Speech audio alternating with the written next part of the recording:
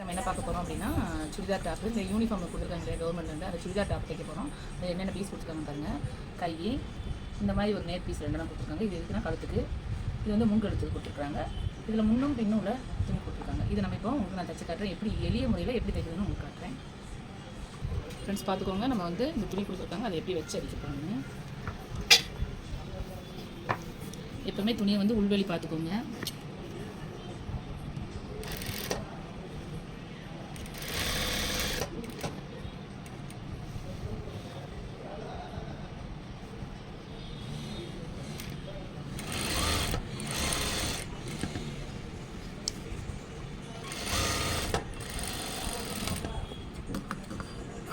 தைச்சிட்டு உள்ள துணியை நம்ம கட் பண்ணி எடுக்கணும்.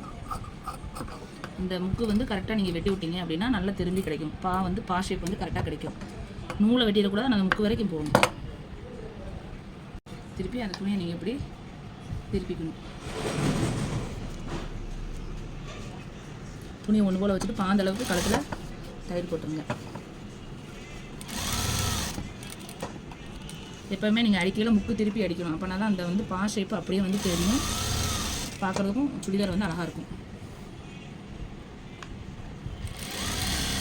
எப்போவுமே நீங்கள் தைக்கையில் பொடி தையல் 2 அந்த மாதிரி தையல் வச்சுக்கோங்க. இப்போ இது பிசுறு இருக்கும் இல்லையா, நம்ம என்ன பண்ணணும் அப்படின்னா பார்த்துக்கோங்க, இந்த துணி இப்படி மடக்கி அதோட சேர்த்தே நீங்கள் அடிச்சிடலாம். நீட்டாக வந்துடும். இப்படி அடிச்சிட்டிங்க அப்படின்னா கழுத்து வந்து இந்த துணியும் தூக்காது.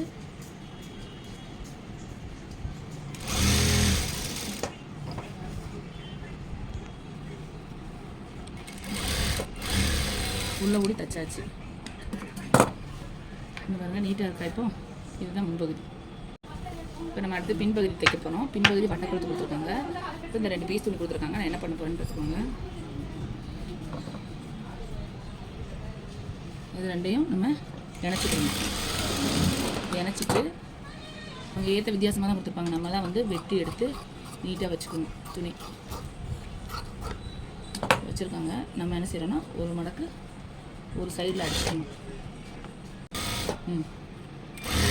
சரி, நம்ம மடித்து அடிச்சுக்கணும்.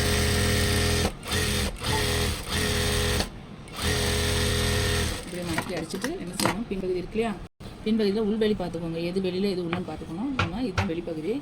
வெளிப்பகுதியிலேருந்து இப்படி வச்சு அடிக்க போகிறோம். இவங்க கழுத்து வந்து கொஞ்சம் ஒரு மாதிரி கோனில் தான் கொடுத்துருக்காங்க. அதுலேயுமே அப்படி தான் இருந்துச்சு. நம்ம வந்து லைட்டாக வந்து ஷேப் பண்ணிக்கலாம். ஷேப் பண்ணி நம்ம தைச்சோம்னா இன்னும் கொஞ்சம் நீட்டாக இருக்கும் பிள்ளைகளுக்கு பார்க்குறதுக்கு. அதனால் லைட்டாக வெட்டி விட்டுக்கோங்க. கோனலாக இருந்தால் மட்டும்தான் வெட்டி விடணும். இப்போ நம்ம இதை வச்சு தைக்கணும் இல்லையா, தைக்கையிலே என்ன செய்யணுங்கன்னா அந்த வளைவு பகுதியில் வரையில் சுருக்கு வச்சுருங்க. சுருக்கு வச்சுட்டிங்க அப்படின்னாலே உங்களுக்கு வந்து இழுக்காமல் அழகாக வந்து பரட்டிடலாம். நேர் பீஸ் தான் போடணும். உங்களுக்கு அந்த வளைவுக்கு எத்தனை சுருக்கு தேவைப்படுதோ அத்தனை சுருக்கு குளிராக வச்சிங்க அப்படின்னா கழுத்து வந்து ஃபினிஷிங் நல்லாயிருக்கும். இப்போ துணி அந்த வெளியிட்டோம்னா அதுக்குள்ள அவ்வளோ துணி வச்சுக்கணும் அடுத்த பீஸ் அடிக்கிறதுக்கு. இப்போ என்ன பண்ணணும்னா பார்த்துக்கோங்க, இந்த இடத்துல ஒரு அமுக்கு தையல் நம்ம சுருக்கு வச்சோம் இல்லையா, அதில் வந்து ஒரு அமுக்கு தையல் போட்டுட்டிங்க அப்படின்னாலும் நீட்டாக பேசுறதுக்கு ஈஸியாக இருக்கும். அது வேண்டி என்ன பண்ணுறீங்க அப்படின்னா இதை அப்படியே மடக்கி ஒரு 1/2 இன்ச்சுக்கிட்ட தள்ளியே அடிச்சிருங்க. அப்போ தான் வந்து அப்படியே பட்டையை அழகாக இருக்கும், பார்க்குறதுக்கு அழகாகவும் இருக்கும். அவங்களுக்கும் போடுறதுக்கு கழுத்துக்கு வந்து கொஞ்சம் நல்லாயிருக்கும். நம்ம செய்கிற வேலையில் கொஞ்சம் திருந்தமாக செஞ்சு கொடுத்தோம்னா போடுற பிள்ளைங்க சந்தோஷமாக போடுவாங்க. ஏன்னா நம்ம தைக்கிற துணியை வந்து அது போடாமல் எல்லாம் வேஸ்ட் பண்ணுறாங்கன்னு சொல்லி நமக்கு கம்ப்ளைண்ட் இருந்துச்சு. அதனால் கொஞ்சம் பார்த்து கவனமாக தைங்க. பாருங்க, பின்பகுதி நம்ம அடித்து முடிச்சிட்டோம். இதுதான் பின்பகுதி முடிஞ்சிச்சு. இப்போ கை கொடுத்துருக்காங்க. நம்ம கை வந்து தேவையான அளவு மடிக்கணும். கை உள்வெளி பார்த்துக்கோங்க, பார்த்துட்டு தான் நம்ம தைக்கணும். எப்போயுமே வந்து கையை ஒரு 4 இன்ச்சு மடக்கி அடிச்சுக்கோங்க. இது நம்ம ஒரு பெரிய வேலையாக நினைப்போம், அப்படி நினைக்கக்கூடாது. அப்படி மடித்து அடிச்சுக்கிட்டிங்கன்னா உங்களுக்கு ஈவனாக கை வரும். இப்போ நம்ம வந்து ஒன் சைடு வந்து மடித்து அடிச்சிட்டோம். அது வந்து ஒரு 3/4 இன்ச்சு கை வந்து மடக்கி அடிச்சுக்கணும். அதேமாதிரி 2 கையும் வந்து அதே 3/4 இன்ச்சுக்கு ஈஸியாக மடக்கி அடிச்சுக்கணும். மடக்கி அடிச்சிட்டோம்னாலே நமக்கு வந்து நீட்டாக கை வந்துடும். இப்போ பார்த்தீங்கன்னா 2 கையும் நான் அடிச்சிட்டேன். அதில் ஏதாவது ஏற்ற வித்தியாசம் இருக்குது அப்படின்னு தெரிஞ்சால் நம்மளே வந்து லைட்டாக கட் பண்ணி விட்றோம். ஏன்னா மிஷின் கட்டிங் தானே அவங்க போடுறாங்க.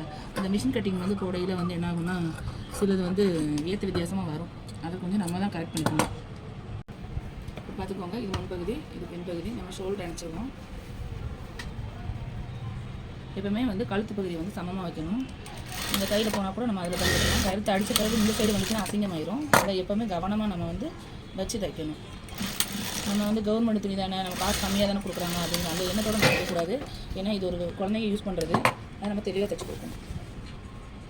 இது பார்த்துக்கோங்க. ஷோல்டர் எப்போனா பின்பகுதியில் இப்படி மடக்கணும். இந்த ஷோல்டரில் ஷோல்டர் எப்போவுமே வந்து இந்த சைடு வச்சு நம்ம வந்து தையல் போடணும். அமுக்கு தையல் போடணும். அது காலேஜ் தள்ளி வச்சு போடணும். அப்போ தான் வந்து ஷோல்டர் வந்து எலும்பாமல் நீட்டாக இருக்கும். ஏன்னா அது தூக்கிக்கிட்டு இருக்கும். தச்சுட்டு வந்த பாருங்கள், லைட்டாக ஷோல்டர்லாம் லைட்டாக வந்து அந்த சைடு இந்த சைடு வந்து அப்படி ஸோ நம்ம ஷோல்டர்லாம் அதெல்லாம் கட் பண்ணி விட்டுட்டோம். கையை அனுப்பிக்கலாம். கையை ஏற்கனவே நம்ம அடிச்சுட்ருக்கோம் இல்லையா, அதை எடுத்து பார்த்துக்கோங்க. நடுமையை நான் வெட்டி வச்சுருக்கேன். அது அப்படியே ஷோல்டர்லேருந்து தான் நான் ஆரம்பிக்கணும். ஷோல்டர்லேருந்து ஆரம்பிச்சோம்னாக்கா இந்த கை வந்து நமக்கு வந்து நீட்டாக இருக்கும். நம்ம எல்லோரும் என்ன செய்யணும் அப்படின்னா ஆரம்பத்தில் வந்து அடிச்சிடுவாங்க. அப்படி அடிக்கக்கூடாது. அப்படி அடித்தாங்க அப்படின்னா இந்த ஏற்றத்தாழ்வு கொடுத்துருப்பாங்க, அது வந்து நீட்டாக இருக்காது. இதுனா உங்களுக்கு அந்த கை வந்து கரெக்டாக வந்துடும். கையில் எப்போவுமே 2 தையல் போட்டுருணும். கை பகுதியில் வந்து 2 தையல் கண்டிப்பாக போடணும். கை சைடு எல்லாமே வந்து 2 தையல் போடக்கூடிய இடம். இந்த மாதிரி கையை அடித்து வச்சுக்கணும். அதுமாதிரி இந்த கையும் நம்ம அடித்து மறுக்கையும் நம்ம வந்து இதுமாதிரி தைச்சி எடுத்துக்கணும். எப்பவுமே கையில் வந்து 2 தையல் போட்டுக்கணும். அதெல்லாம் வந்து ஸ்ட்ராங்காக இருக்கும், பிரியாமல் இருக்கும். இப்போ நம்ம வந்து கை இணைச்சாச்சு. அதுக்கடுத்து சைடு நம்ம இணைக்கணும். சைடு பார்த்துக்கோங்க. கை வந்து 1 இன்ச்சு டேப் போட்டுக்கோங்க. கரெக்டாக 1 இன்ச்சு மட்டும் வச்சு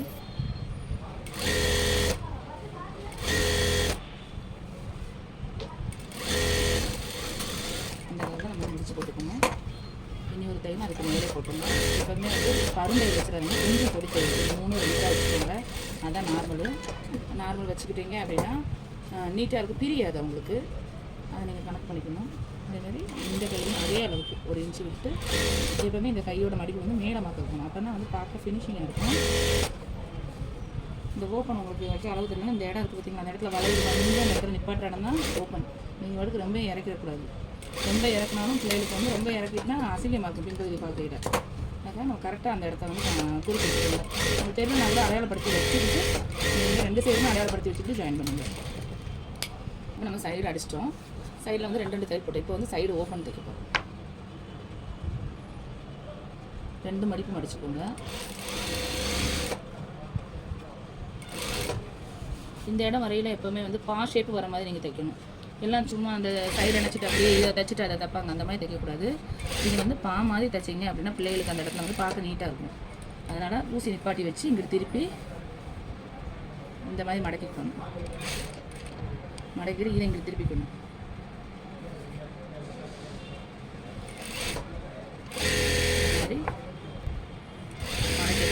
கொஞ்சம் ஏற்ற வித்தியாசமாக தான் இவங்க கொடுத்துருக்காங்க, வெட்டி கொடுத்துருக்காங்க. அதனால் அது அப்படி தான் வரும்.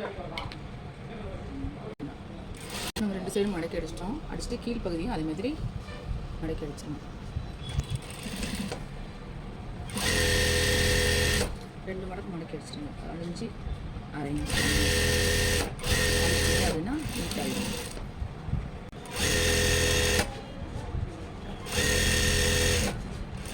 இப்போ 2 சைடும் மடிச்சு அடிச்சாச்சு.